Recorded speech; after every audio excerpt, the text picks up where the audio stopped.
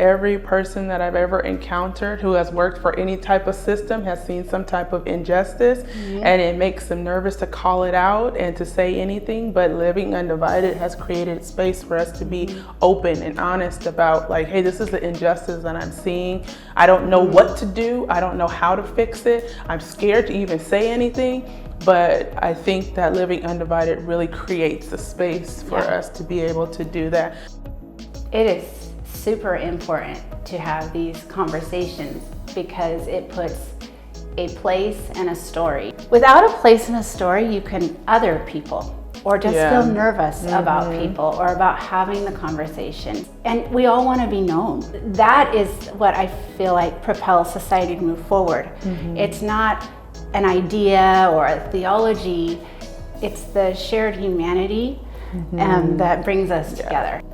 Well, I just know as an African American woman, there are some traumatic experiences that I've encountered, and to be able to share those in a space, a safe space, like you mentioned, is really important, and to be heard, because I felt like the Living Undivided cohort was a space that allowed me to be heard, to be able to be among other brothers and sisters that are like-minded and have a gospel-centered approach. How are we going to fix this issue? But I do know that it starts with conversation.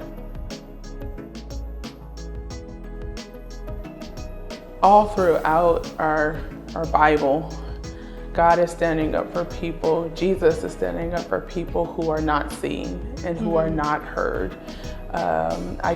If you just think of the woman at the well, people ostracized her because of, well, she was a woman, her nationality, her background, and Jesus was there just tell me everything about you. It's important for Christians to be able to not just categorize people. You're just another number, just another face. No, this face, this person has a story.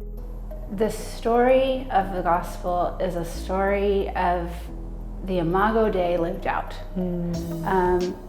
That the face of Jesus is lived out in every person. And unfortunately, I don't see that reflected in our culture. Whoever you are, you hide in shame.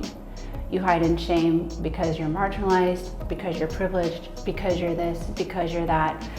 And the gospel is all about taking down those walls of shame and bringing us together as a whole people where everybody is seen with the Imago Dei in them and lifted up. And I believe Jesus' whole ministry was about that, whether it be a person of privilege like Pharisees and tax collectors and centurions, or whether they be marginalized like the woman at the well and the Samaritan.